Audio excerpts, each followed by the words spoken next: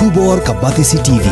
Lawan Rashapi da ka Orange Nissan Lumso po ania Fire Brigade Shillong. Regat bat ka Fitorium. Kadukan ki tiar kilan met ka babhatam. Hakador ka babin. Usamla Edelbert Yau Pniao. Ha ka khat khandai trik rumpang arjar arpuwei ula penbena ba lengba kilat pathai kubor ba ula no ya ka kam ba ula bat kum President Jong Kamau Korwat Assembly Youth Congress Committee pat kum juru ya ka kam ba ula bat kum Secretary Jong ka Meghalaya Pradesh Youth Congress Committee. Uniu samla ula penpau ba shimla don kano ru kadaw ha ka bayadai bat ka party congress hanrei ka jing no kam kadai namar ka jingbon shabapalat ha ka kam la jong. Naduk mentak si ngasau ban penpau hakmat jumpi ba ngasungu si kadeh ya kecing trilang bat kecing sendalam jom diperlok kibai trilang bernga berkuat kamtam naka Mokrwat Assembly Youth Congress kaba adu tang bat kumu presiden yang kayut bat kunju kumu secretary jom kami kale Youth Congress ti ngamlan kan ka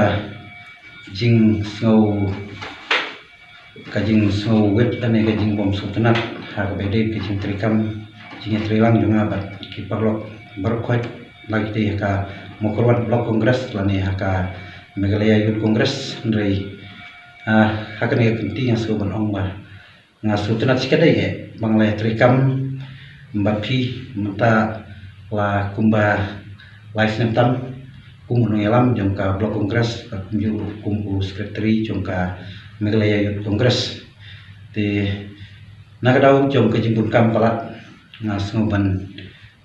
ai kan kubor chapi ba mentahi ngaban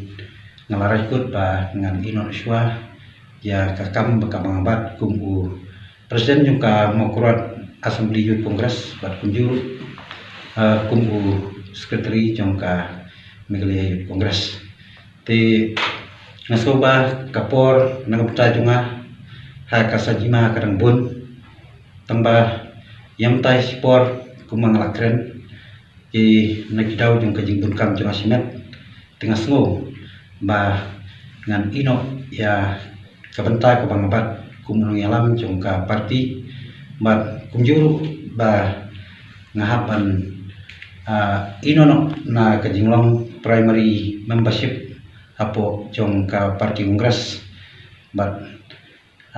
ngam padon kan kono kajing tunggu ba ngan letnias no bat kan kono political party ndre ngan chu